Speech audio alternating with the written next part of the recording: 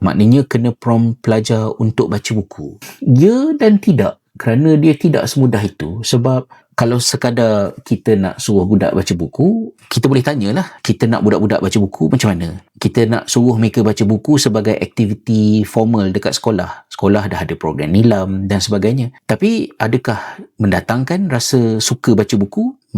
Tak tentu lagi. Malah nak mengajak budak-budak untuk membaca jadi makin susah. Sekurang-kurangnya kerana dua faktor. Faktor yang pertama ialah kerana banyak distraction. Ni kalau dah boleh membaca lah kan. Banyak distraction, internet dan sebagainya. Saya ingat masa saya pergi ke Jordan bulan lepas, saya cakap pada pelajar-pelajar mahasiswa yang tengah belajar kat Jordan lah kan. Saya kata, saya tak boleh bayangkan kalau saya adalah pelajar undergraduate university sekarang, zaman you all, macam mana nak boleh membaca dalam bentuk seperti saya membaca ketika saya berumur seperti umur anda sekarang, 20 tahun, 30 tahun sudah. Sebab saya belajar di Jordan di zaman pra-internet dan internet baru nak keluar. Tak ada handphone, tak banyak distraction. Maka the best way untuk kill my time ialah membaca. Jadi saya boleh membaca dalam keadaan yang kurang gangguan walaupun undiagnosed ADHD, especially kalau topik tu topik yang saya highly interested in it. Maka saya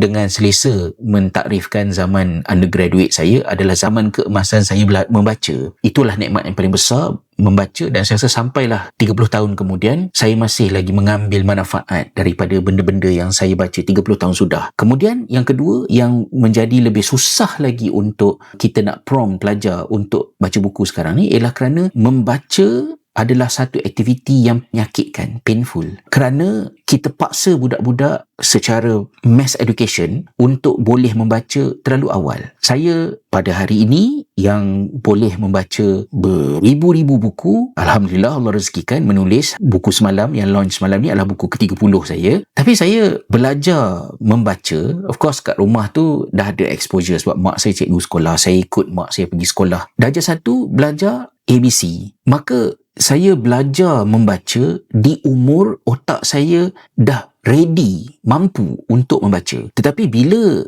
pendidikan zaman sekarang ni memaksa budak-budak untuk boleh membaca dengan lancar lebih awal daripada itu, di usia 5 tahun, 6 tahun, ia adalah satu benda yang painful. Seolah-olah macam budak tu baru belajar berjalan kaki, kita ajak dia merentas desa. Boleh imagine lah betapa menyampahnya budak tu dengan aktiviti berjalan kaki kerana trauma dengan benda ni tadi. Membaca bukan cara orang relax. Generasi saya membaca ialah cara yang boleh tolong kita relax. Tapi generasi sekarang membaca is painful sebab pendidikan kita dah dirosakkan dengan benda yang macam yang saya sebutkan tadi itulah.